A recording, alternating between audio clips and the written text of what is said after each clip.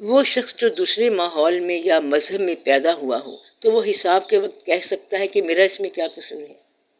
ہوا یہ کہ اسلام کو ابلاغ بنانے والوں نے اپنے اسلام کی تبلیغ کے دوران ان لوگوں کو ساتھ ملانا چاہا جن کی طرف سے آپ یہ سوال کر رہے ہیں۔ یہاں پر ہم ان لوگوں کا تذکرہ تو نہیں کر رہے جو دوسرے مذاہب کے ہیں، بلکہ اسلام میں ٹریننگ کی بات کر رہے ہیں۔ آپ کا سوال یہ ہے کہ اللہ کریم ان لوگوں کو روز جزا کیا کہے گا۔ آپ کو پتہ ہونا چاہیے کہ روز جزا ہوتا کیا ہے۔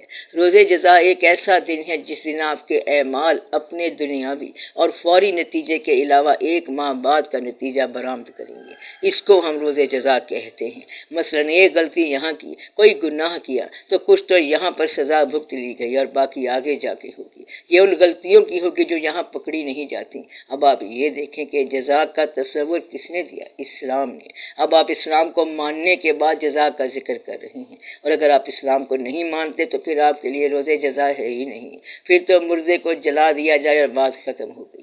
آپ نہ ماننے والے کے لیے، کافر کے لیے ایک فرضی روز جزا کا ذکر کر رہے ہیں، اور یہ فرض کر رہے ہیں کہ وہ جب روز جزا میں خدا کے روبرو ہوگا تو وہ سوال کرے گا۔ اس کے نزدیک تو روز جزا ہے ہی نہیں جس کے لیے آپ تشویش کر رہے ہیں۔ روز جزا مسلمان کے لیے ہے۔ اگر آپ کہتے ہیں کہ ہم نے اس کا ذکر ضرور کرنا ہے تو پھر مسلمانوں کے اسلام نے اس کا ذکر کر دیا کہ اس کے لیے ہم نے دوزخ رکھی ہے۔ اب ایسے سوال جواب کا ذکر نہیں ہے، کیونکہ اسلام نے کہہ دیا کہ اس کے لیے دوزخ ہے۔ اب آپ کی طرف سے اس کا سوال ہو رہا ہے اور وکالت ہو رہی ہے۔ لوگ یہ بھی کہتے ہیں کہ شیطان کا کیا قصور ہے۔ یہ بات دراصل اس لیے ہے کہ آپ مسلمانوں نے ایمان کی کمزوری کے اندر کافر بیٹھا ہے۔ یہ بات دراصل اس لیے ہے کہ آپ مسلمانوں کے ایمان کی کمزوری کے اندر کافر بیٹھا ہے، ورنہ اس کا فیصلہ تو اللہ جانے اور کافر جانے۔ آپ نے تو اسلام کو مان لیا ہے اور اسلام نے بتایا ہوا ہے کہ اللہ کافروں کے ساتھ کیا کرے گا۔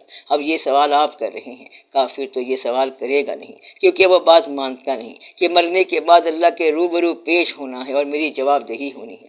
آپ اس کو اس کے حال پہ چھوڑیں، کافر ہونا ہی اس کی دوزخ ہے۔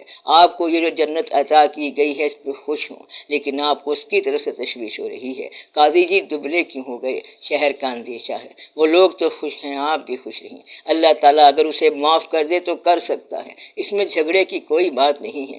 آپ کے لیے وہ کافر ہے، یہ یاد رکھنا کہ اس نے آپ کے دین کو نہیں مانا، اس لیے اس کے ساتھ رابطہ نہ رکھنا۔ وہ آپ کو کبھی بھی خوشگوار تعلق نہیں دے گا۔ اگر آپ کو کوئی کافر اچھا لگتا ہے تو اس کو اپنا دین دے کے فلاح میں داخل کر لو، اور اگر آپ اسے دین میں داخل نہیں کر سکتے تو اپنے کمزوری پہ خاموش ہو جاؤ۔ یہ جو کفر ہوتا ہے، جو اللہ تعالیٰ سے سوال کرتا ہے، یہ آپ کا اپنا ہوتا ہے، اور وہ شخص دراصل یہ کہہ رہا ہوتا ہے کہ ہمارے ماحول کی وجہ سے ہم سے عبادت میں جو کمی بیشی ہو گئی ہے، کیا اللہ اس کو معاف کرے گا کہ نہیں کرے گا؟ تو وہ کہہ رہا ہوتا ہے کہ میرا عمل میرے ماحول کی پیداوار ہے۔ تو سوال دراصل یہ ہے، کافر نے یہ سوال نہیں کیا، وہ کیسے سوال کرے گا؟ جو خدا کو نہیں مانتا وہ خدا سے کیا سوال کرے گا؟ وہ تو اس وقت یہ کہے گا کہ عجیب بات ہے، یہ خدا کہاں سے آ گیا، دنیا میں تو یہ تھا ہی نہیں۔ صرف آپ کو اللہ نے اپنی بات بتائی ہے، اللہ نے یہ بھی بتایا ہوا ہے کہ کافروں کے ساتھ کیا سلوک ہوگا۔ یہی اسلام ہے۔ کافر جو ہے اس کا کوڈ اور ہے، ایتھکس اور ہیں، وہ آپ کو سمجھ نہیں آ سکتے جب تک آپ کافر نہ ہوں، اور کافر کو اسلام سمجھ نہیں آ سکتا جب تک وہ مومن نہ ہو۔ تو آپ اپنے اسلام کو سمجھیں، اس طرح آپ کو سہولت ہو جائے گی۔ آپ کو یہ پتہ ہونا چاہیے کہ آپ سے کیا پوچھا جائے گا۔